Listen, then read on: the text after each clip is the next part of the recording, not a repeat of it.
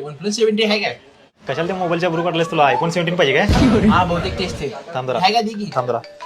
हा गो नाही करतो एक 10 मिनिटात रिचार्ज करतो. हा बकी आहे काय तेवढं दी की नाही ते तुझं बजेट आहे तेवढं. ते तुला काय करायचं माझं बघतो किती हॅलो हा मारतो एक 2 मिनिट रिचार्ज मारतो तुमचं. ओके मारतो ठेव.